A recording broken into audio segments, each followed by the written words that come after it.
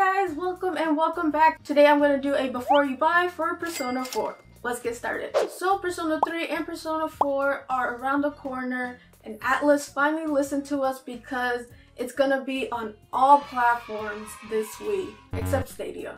Well, they kind of discontinued anyways. But yeah, you get what I mean. Very cool stuff. And if you would have told me that like a year ago, I would have said you're crazy because for so many years, Persona was a PlayStation exclusive. I don't know what went on between Atlas and Sony, but they got rid of all that. And I'm excited for new people who are experiencing Persona 5, 4, or 3, including me. I haven't played Persona 3 yet, and I'm excited to play it. That's why it's not in this video, because I haven't played it yet. But I did play Persona 4. So I'm confident I could do a well-educated before you buy for Persona 4 Golden. With all that stuff out of the way, every day is great at your Junes. If you know, you know. So the original Persona 4 was released in 2008 for the PlayStation 2. I know, that's a long time ago. But the one we're getting is Persona 4 Golden, which originally came out for the PlayStation Vita in 2012. The Golden version includes quality of life updates, a new character, and a new endgame scenario. And it also includes a bad ending and new events that happen throughout the year. So think about it like Persona 5 Royal to Persona 5. And there's also 2 difficulty modes that they added, one being risky if you're feeling frisky, or very easy if you're just in it for the story. Now talking about the story, that is my next point. What is Persona 4 about? We begin the story with the protagonist moving in from the city to this little foggy small town called Inaba with his uncle and little cousin. But not soon after, unexplained mysteries have been taking place in this small town, where bodies are found dangling from high places with their death being unknown. While at the same time, a rumor begins to spread that watching TV at midnight when it rains will reveal a person's soulmate. While unconnected at first, the main character and his friends Yusuke and Chie follow the rumor, which leads them to discover the TV world. And in that TV world, we meet Persona 4's mascot, Teddy. He is a teddy bear, though he doesn't look like a traditional teddy bear. Now I think he's really annoying, but a bit better than Morgana from Persona 5, in my opinion. The mascot from Persona 3, even though I haven't played it, is my favorite because it's a dog. You can't beat a good boy. There you go.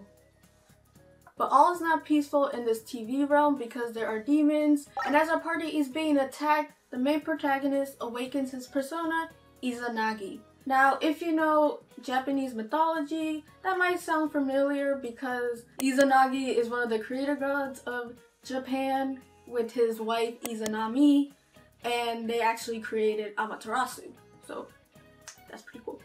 So now is the perfect segue to the gameplay. Now, Persona 4 is a traditional JRPG, so essentially you and your party members traverse through different dungeons in the TV world and fight enemies and bosses throughout the way. The protagonist and party members have their own personas, and you will unlock them as the story progresses. Battles usually fall to exploiting an enemy's weakness. When you exploit the weakness of an enemy or enemies, they are left open for another attack, and plus you get a free turn.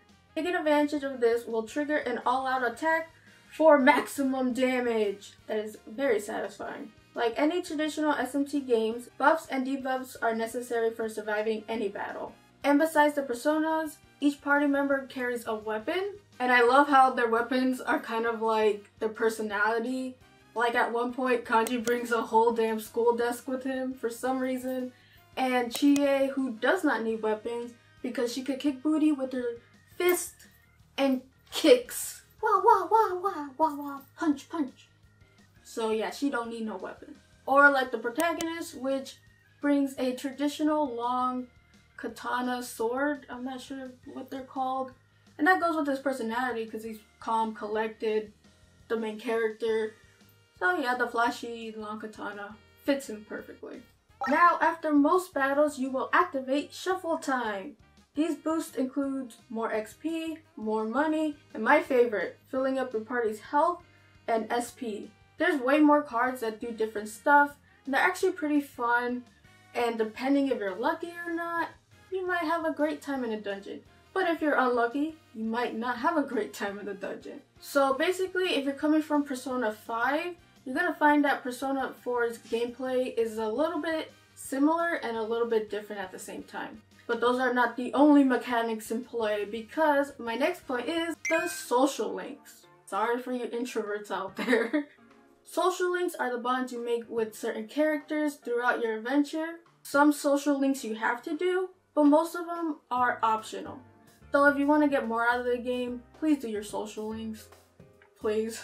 Because not only is it rewarding in a story perspective, it also rewards you in gameplay as well, by tying your party's persona growth through the social links that you make.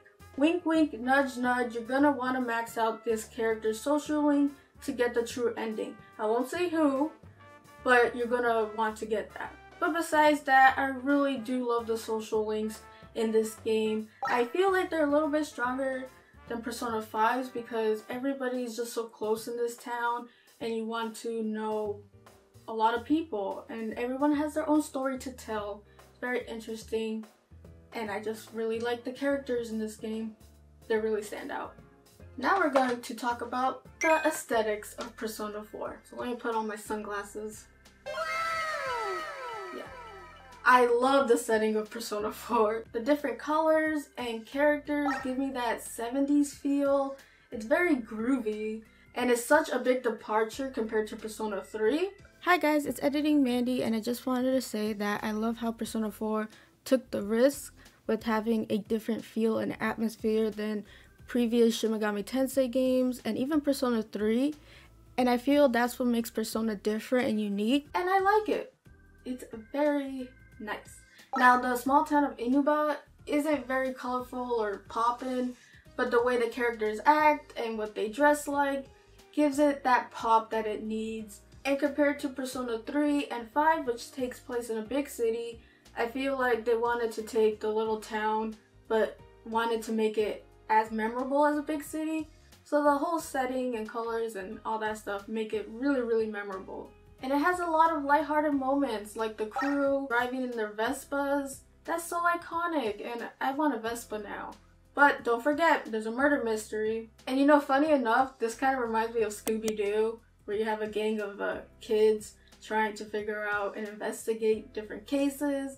So your crew is out to find the truth. Now that brings me to the next point, the themes of Persona 4. And you're gonna need glasses for this one. Now, a lot of Persona 4 themes is finding the truth within fogginess. That's why there's a lot of fog in the small town. The fog surrounding Inuba is an allegorical representation of the truth. In a literal sense, it obscures your vision, but metaphorically represents willful ignorance, especially when it comes to things we don't understand or not willing to look deeper to find the truth. Which is a very powerful message. Yeah, and it really stuck with me to this day. I'm like, damn, that story was good. So Persona 5 was breaking free from authority. Persona 4 is trying to see the truth, even if you don't want to see it, even though it's hard, you gotta search for the truth. And I think Persona 3 is death. Sorry, Persona 3. Now, this is my favorite part. A key thing to this game to go to the TV world are glasses. The characters have to have their glasses on so they could see what's hidden beneath. And I like it because A, I wear glasses so it's cool. B, it gets to the point of you gotta look so you can see. And they just look very fashionable. I like how each of their glasses represents their character in some way. It's really cool. And as a glasses wearer, I feel very represented. Thank you. But you know what helps sets the theme? The music, and that's our next point. So there's this track called Heartbeat, so get ready for that thing to live rent-free in your head because they play it a lot and it's really catchy. I love the music in Persona 4. Really upbeat, catchy, easy to listen to, you know, happy, peppy kind of vibe motif, and it really fits with the game and I really enjoy it. Ba, ba, ba, da, ba. So yeah, get ready for a bad case of earworm with this game. There's a lot of catchy tunes that you're gonna be humming. Every day is great at your Juness. You're gonna hear that a lot. Now to drive off the video, I wanted to end it with this point, and that is the Velvet Room. Or better yet, the Velvet Limo. So Persona 4 Velvet Room takes a way different approach because it doesn't happen in a room, it happens in the back of a limo. Igor got moolah. And of course, Igor is the master of the room, and he has an assistant called Elizabeth. She is a bit more mature than Caroline and Justine from Persona 5. I like her character. She's really cool, though she has that mom personality. Some people might like that, I don't know. Now, in the Velvet Room, it works like any Persona Velvet Room. You collect demons not only to battle with, but to fuse them to make bigger and stronger personas. There are 5 types of fusion in this game. There's normal, triangle, cross, pentagonal, and hexagonal fusions. Personas can also register into the compendium for you to summon them later on using money. I'm guessing that's how Igor makes his bank. Renting a demon is expensive. Also, they added a new feature to Persona 4 Golden that wasn't in the original Persona 4, and that was Skill Card Compendium, which is held by Marie in the Velvet Room. I really don't like Marie, but whatever. So those are my tips I wanted to let you guys know before you bought Persona 4. Hey, that rhymes! I like it. I really love Persona 4. It is one of my favorite RPGs. Now, is it better than 5? I can't really compare them because they offer 2 different experiences. I do know that the characters in Persona 4 are way better than 5, but they tackle different issues, and I appreciate it for that. And I like how the Persona series is not just about battling and saving the world, it's also about internal things like battling your own demons and using that to help people save the world and getting to know each other through social links. Should you buy Persona 4? Heck yeah! Like, I better see that on your Switch. Don't make me say it twice. I'm just playing. I highly recommend you check out Persona 4. It is really, really, really good. And if you really liked 5, you're gonna love 4. Some people like 4 more than 5. Actually, a lot of people do. And I'm excited to experience Persona 3. I don't know if I'm gonna stream it. If you guys want me to stream it, let me know in the comments down below. If you liked the video, hit that like button for me. I would like that indeed. If you like my videos and want to see more, please hit that subscribe button if you're not yet subscribed. Tell me in the comments down below, are you gonna play Persona 4? Is it your first time?